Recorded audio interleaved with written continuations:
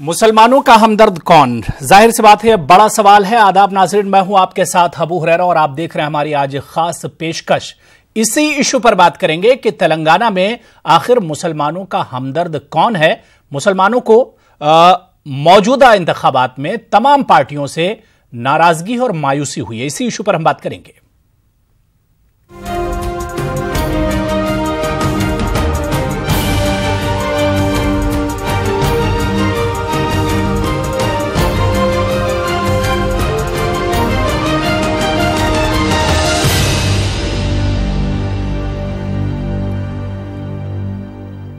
तेलंगाना में असेंबली इंतखाबात की गहमा गहमी है। सियासी पार्टियों की जानिब से टिकट्स की तकसीम का अमल भी मुकम्मल हो चुका है।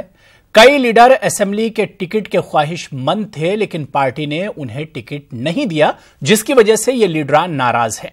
टिकट से महरूम नाराज लीडरों का एक सियासी पार्टी को छोड़कर दूसरी सियासी पार्टी में शामिल होना आम बात है और कई लीडरों ने यह किया भी है। हर इलेक्शन की तरह इस मर्तबा भी दल बदली जारी है।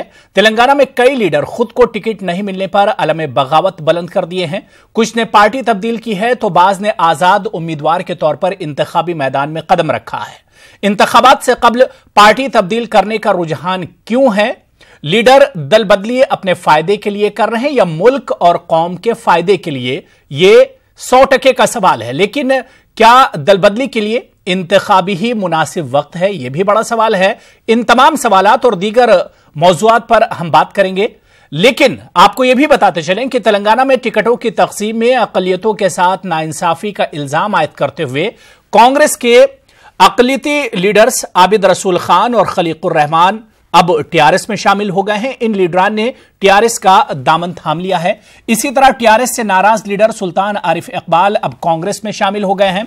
सुल्तान आरिफ इकबाल, जो कि केसीआर के करीबी माने जाते थे, वो कांग्रेस में शामिल हो गए हैं। इस पूरे मामले पर बातचीत करेंगे और हम समझने की कोशिश करेंगे कि आखिर क्या कुछ मजबूरियां इन लीडरान के सामने थीं जो इन्होंने इस तरह का कदम उठाया और एक पार्टी छोड़कर दूसरी पार्टी का दामन थामा। और टाइमिंग पर भी सवाल उठता है। इंतखाबात सर पर हैं और ठीक उससे पहले आपने दल बदली की है, पार्टी छोड़कर दूसरी पार्टी में गए हैं। आखिर यह मजबूरी क्यों या यह कदम क्यों उठाना पड़ा, इस पर भी हम बात करेंगे। कुछ खास मेहमान भी हमारे साथ इस इशू पर बातचीत करने के लिए जुड़ेंगे।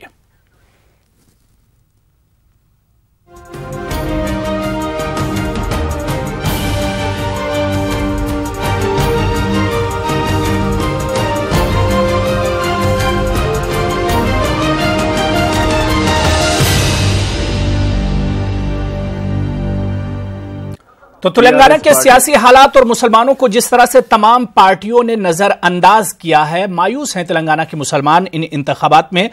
इसी पर बात करेंगे। दो खास मेहमान हमारे साथ जुड़े हुए हैं। बहुत जल्दी अपने मेहमानों का हम आपसे तारुफ करा दें। हमारे साथ खलीकुर रहमान साहब, जो कि लीडर हैं मौजूदा में टीआरएस के, आप कांग्रेस छोड़कर टीआरएस में शामिल हुए हैं। और इनके अलावा दूसरे खास मेहमान हैं सुल्तान आरिफ इकबाल साहब, जो कि कांग्रेस लीडर हैं और अभी कुछ दिन पहले ही आपने टीआरएस पार्टी को अलविदा कहा है। दोनों मेहमानों का हम बहुत इस्तकबाल करते हैं। सुल्तान आरिफ साहब आपका भी और खलीकुर रहमान साहब आपका भी। सबसे पहले सुल्तान आरिफ इकबाल साहब और खलीक साहब, दोनों से मेरा एक मुश्तरका सवाल और बहुत मुख्तसर में दोनों से मैं जवाब चाहूंगा कि क्या मजबूरी थी सुल्तान आरिफ साहब, जिस पार्टी कि आपने परवरिश की, जिस पार्टी से आप जुड़े रहे, जिस पार्टी से आपको बहुत लगाव था, आखिर क्या मजबूरी थी कि वो पार्टी आपने छोड़ी?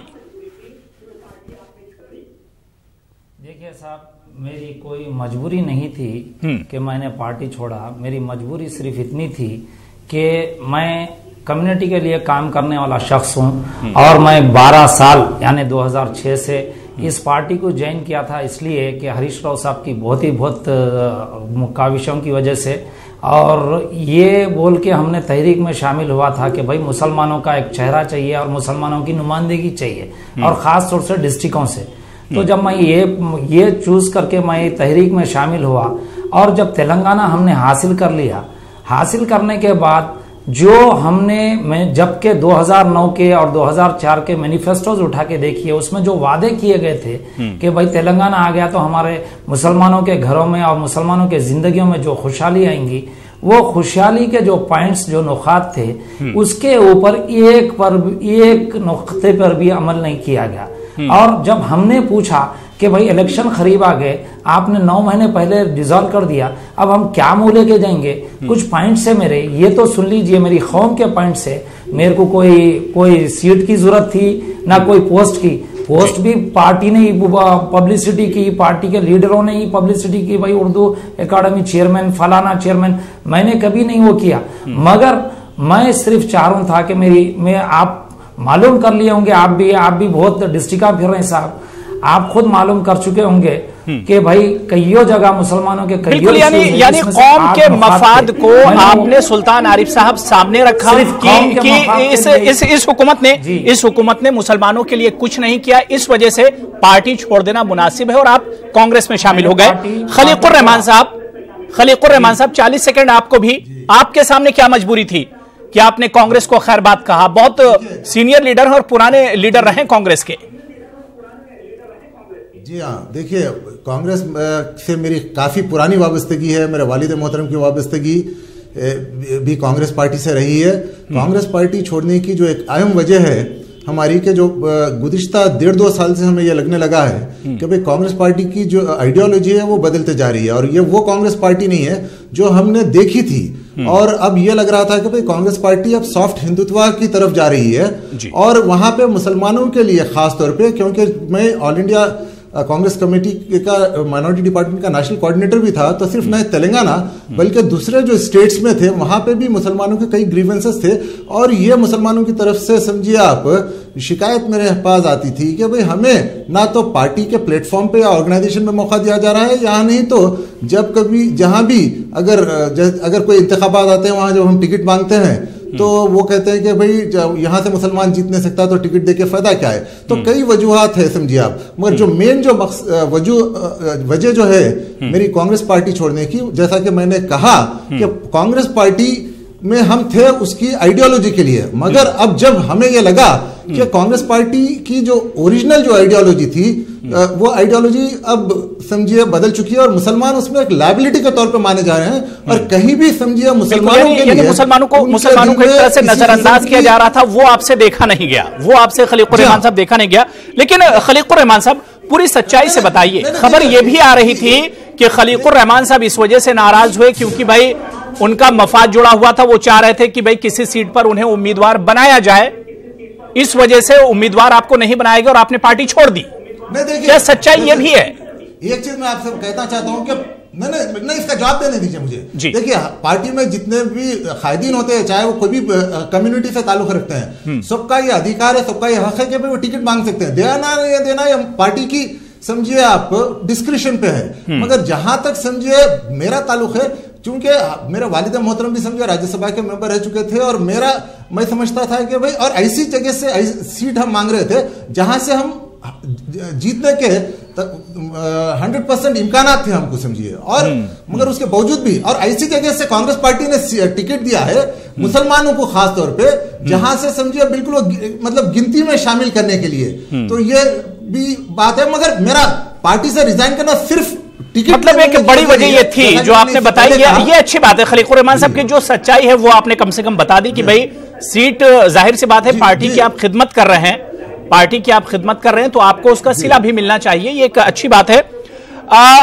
सुल्तान आरिफ इकबाल साहब, अब बड़ा सवाल ये उठता है कि दोनों लोगों का मैंने रिएक्शन सुना, जो आपके तासुरात थे वो सुने कि आखिर क्या वजह थी, किस वजह से आप लोगों ने छोड़ा। आपने खलीकुर रहमान साहब को सुना, खलीकुर रहमान साहब ने कहा कि भाई अब नजरिया कांग्रेस का बदल गया है, उसकी जो आइडियोलॉजी थी वो सॉफ्ट हिंदुत्व की तरफ कांग्रेस बढ़ रही है।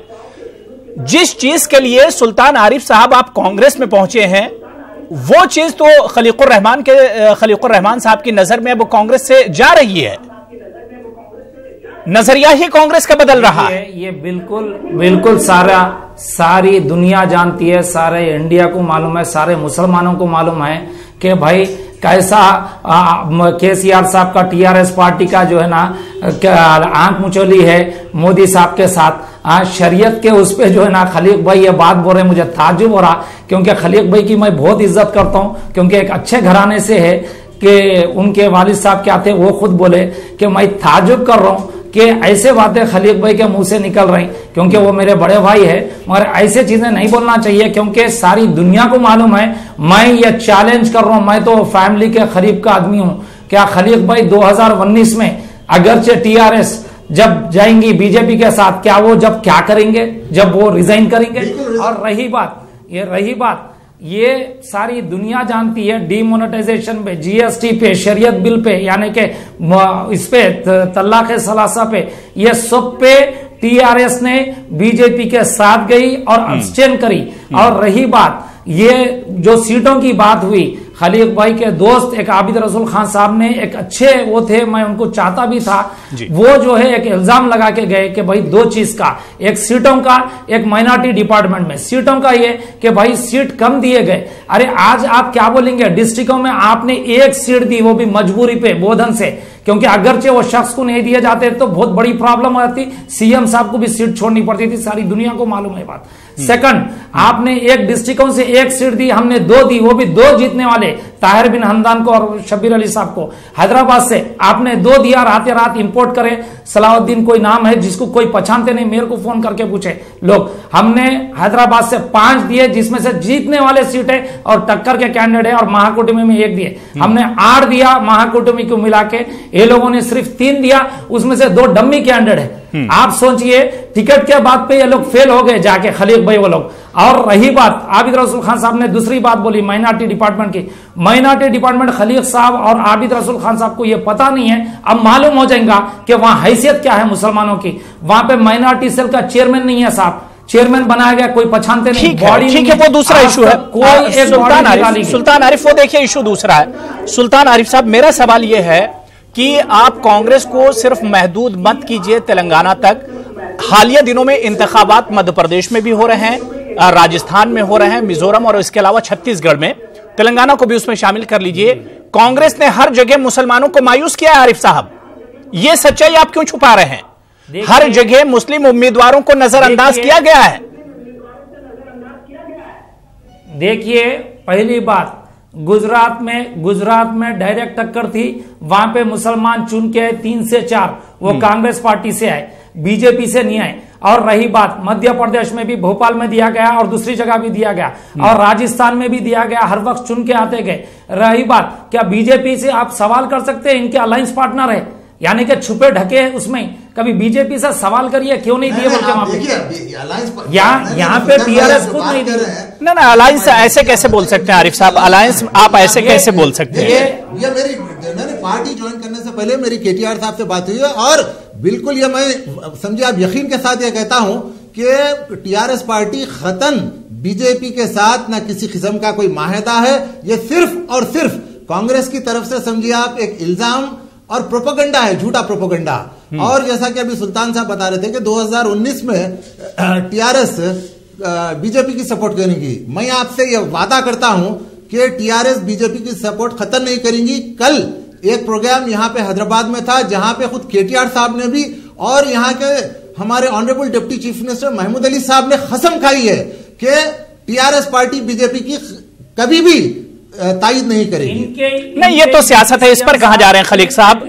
सियासी बयानात हैं, ये सब सियासी बयानात है, और आप मंझे हुए सियासतदान ये सब समझते हैं, इस तरह के बयानात पर मत जाइए खलीक साहब। लेकिन आपने कहा कि भाई कौम की हमदर्दी और उसकी वजह से मैंने टीआरएस से ज्वाइन किया है कांग्रेस छोड़ के। लेकिन बड़ा सवाल खलीकुर रहमान साहब ये उठ रहा है कि कांग्रेस ने तेलंगाना में हालिया इंतखाबात में 7 मुस्लिम उम्मीदवार उतारे हैं, और आपकी पार्टी अगर टीआरएस की बात करें तो सिर्फ तीन उम्मीदवार टीआरएस की तरफ से मैदान में है। क्या मुसलमानों को टीआरएस ने नजरअंदाज नहीं किया है खलीक साहब? जी नहीं, हाँ, इसका जवाब मैं आपको दूंगा। देखिए, जहां तक निजामाबाद की जनाब ताहिर बिन हमदान साहब की सीट का ताल्लुक है, ये हमारे रिजिग्नेशन के बाद वो सीट फाइनल की गई है। अगर हम रिजाइन नहीं कर, नहीं बिल्कुल, मैं इसका आपको प्रूफ दे सकता हूं कि अरे हमारे रिजिग्नेशन के बाद अहमद पटेल साहब ने कहा कि हम ताहिर बिन हमदान साहब को सिलेक्ट करें। बिल्कुल कैडरलेस लीडर है, जो कैडरलेस लीडर जाने से किसी पार्टी को कुछ होने वाला नहीं है। आप कोडंगल से है, आपका ताल्लुक कोडंगल से, आप रेवंत रेड्डी को जिता के लाई, आपको खुद वहां नहीं पहचानते लोग। ये चैलेंज करता हूं मैं, खलीफ भाई मेरे बड़े भाई है, मैं इज्जत करता हूं, मगर लोगों ने मेरे से खुद पूछा ये कौन लोग हैं जो गए, के कौन लोग है गए जिनको लोग पहचानते नहीं? कांग्रेस से कुछ लोग गए। अब रही बात डिस्ट्रिक्टों से लेके सिटी में कैडरलेस लोग रहने की वजह से, कोई जाने की वजह से कोई लीडर नहीं बनता भाई।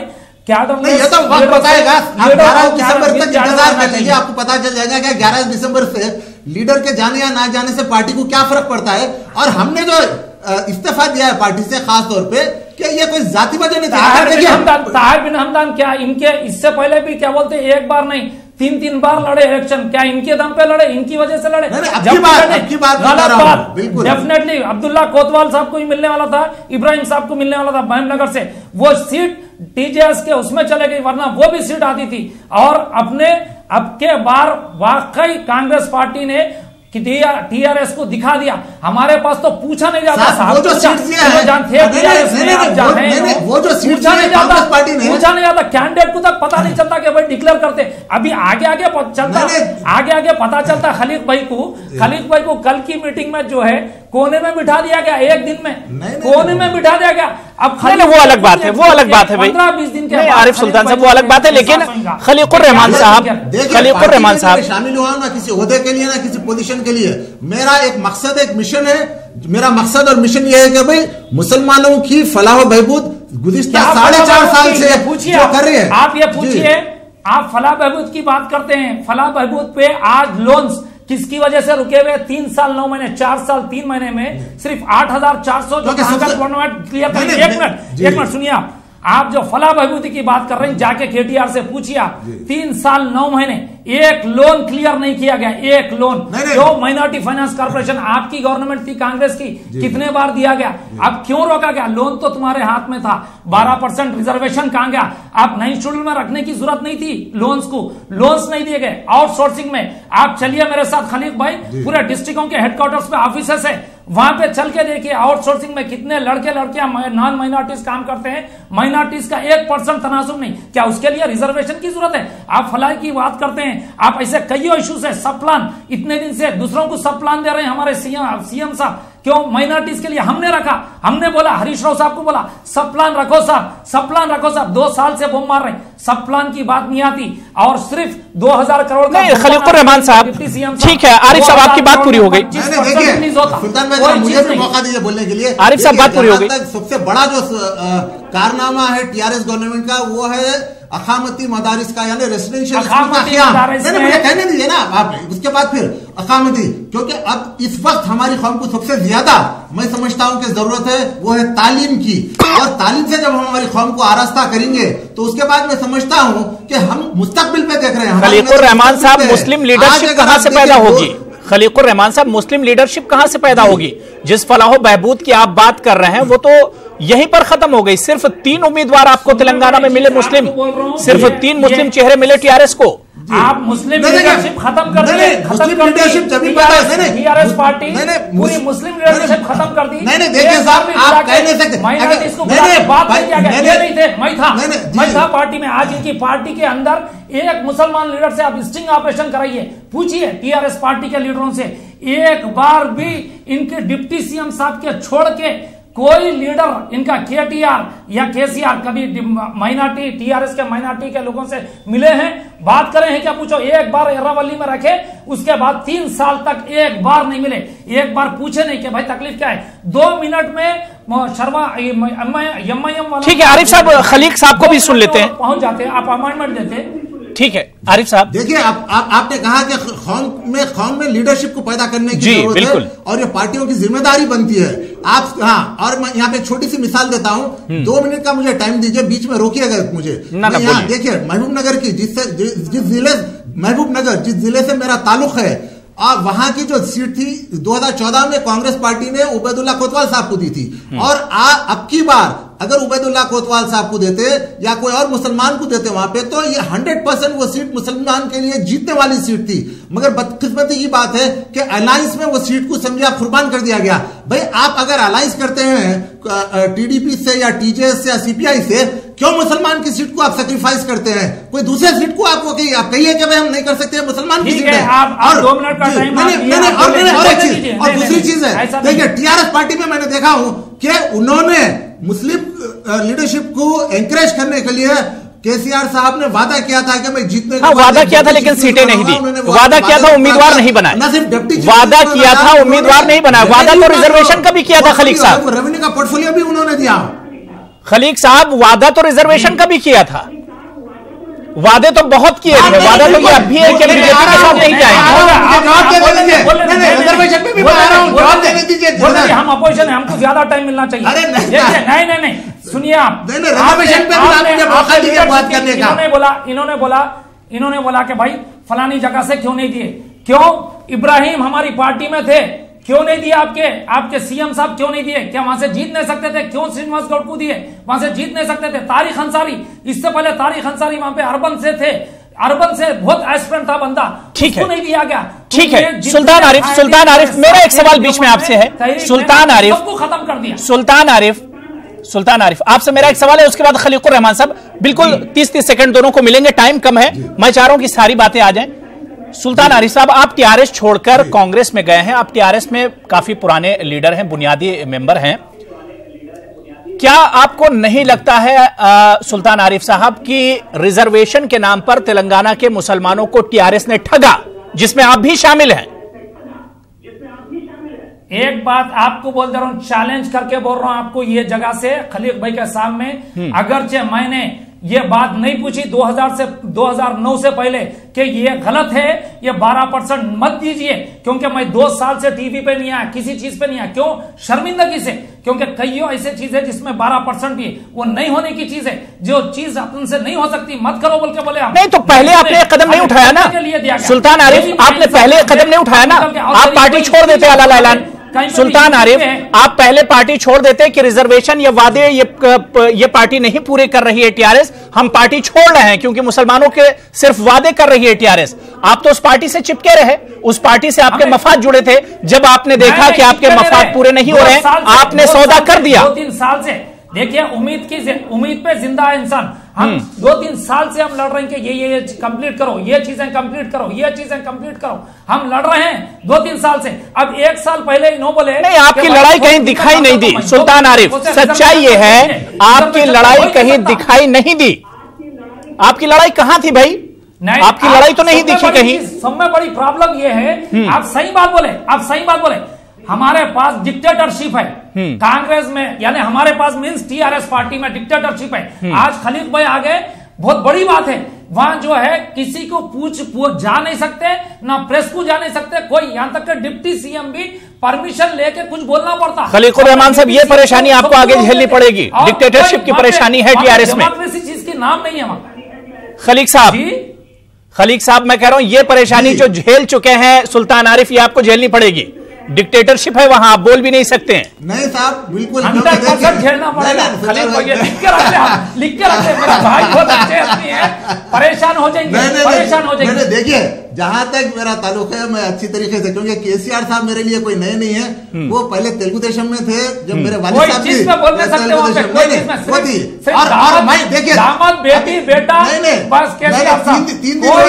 भी तीन दिन हुआ है मुझे। नहीं, अपना तजुर्बा बता रहे हैं ना खलीकुर रहमान साहब, तजुर्बा ले लीजिए सुल्तान साहब से। 3 दिन में मैं ये कहता हूँ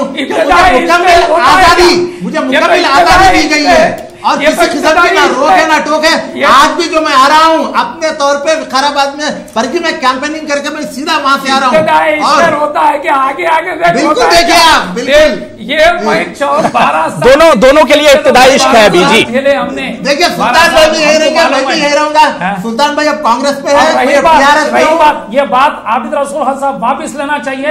माइनॉरिटी डिपार्टमेंट एलिगेशन लगा के गए कि शेडी लोग हुए, ये सब गलत बात है। आपने लैंड ग्रैबर के साथ ठहर के कल ने फोटो लिया परसों, और फ्लैट ग्रैबर्स के साथ ठहर के फोटो लिया। आप ग्रैबरों के साथ लेके मिलते हैं और दूसरों को नाम रख के जाते हैं, ये बहुत गलत बात है। पहले अपने गिरेबान में झांक के देखे कि आपके पास कैसे कैसे टेंटेड लोग हैं, उनको देखें। ठीक है, मेरा एक आखिरी सवाल दोनों मेहमानों से, सुल्तान आरिफ साहब आपसे भी और खलीकुर रहमान साहब आपसे भी।